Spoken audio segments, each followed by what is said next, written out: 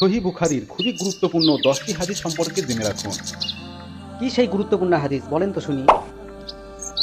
1. নবীজি বলেন, জ্বর আসে জাহান্নামের তাপ থেকে, সুতরাং জ্বরকে পানি দ্বারা প্রশমিত করো। সহিহ বুখারী খণ্ড 7 অধ্যায় 71 হাদিস নাম্বার 621। 2. নবীজি বলেন, যদি কারো পানিতে মাছি পড়ে যায় তবে মাছিটিকে পানিতে চুবিয়ে তারপর পান করো, কারণ মাছির এক ডানায় আছে রোগ, অন্য ডানায় আছে প্রতিকার। সহিহ বুখারী খণ্ড 4 অধ্যায় 54 হাদিস নাম্বার 537। 3. নবীজি বলেন, কালো জিরা আর শামস ব্যতীত সর্বরোগের ঔষধ। আয়েশা জিজ্ঞেস করেন, আর শামস কি? নবীজি উত্তরে বলেন, মৃত্যু। সহিহ বুখারী খণ্ড 7 অধ্যায় 71 হাদিস নাম্বার 591। 4. নবীজি বলেন, যারা রৌপ্য পাত্রে পানি পান করে তারা জাহান্নামের আগুন দ্বারা পেট পূর্ণ করে। সহিহ বুখারী খণ্ড 7 অধ্যায় 69 হাদিস নাম্বার 538। 5.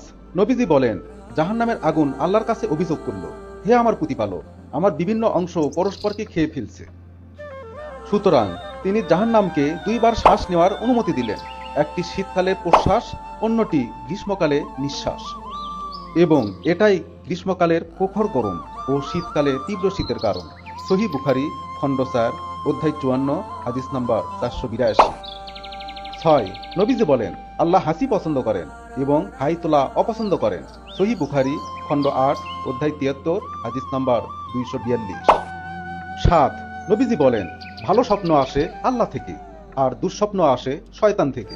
কেউ যদি দুঃস্বপ্ন দেখে তার উচিত আল্লাহর কাছে আশ্রয় চাওয়া ও বাম দিকে থুতু নিক্ষেপ করা, কারণ এতে দুঃস্বপ্ন তার কোনো ক্ষতি করতে পারবে না।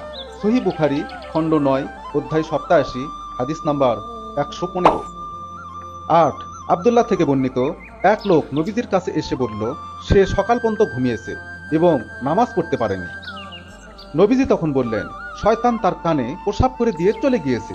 সহিহ বুখারী খণ্ড 2 অধ্যায় 21 হাদিস নাম্বার 245। 9.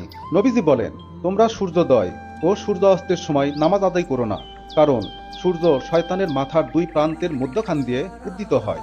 সহিহ বুখারী খণ্ড 4 অধ্যায় 54 হাদিস নাম্বার 494। সর্বশেষ 10. নবীজি বলেন, যে ব্যক্তি প্রতিদিন সকালে 7টি আজওয়া খেজুর খায় তার ওপর বিষ ও জাদু কোনো প্রভাব ফেলতে পারে না। সহিহ বুখারী খণ্ড 7 অধ্যায় 65 হাদিস নাম্বার 356। হে আল্লাহ, আপনি আমাদেরকে আমল করার তৌফিক দান করুন।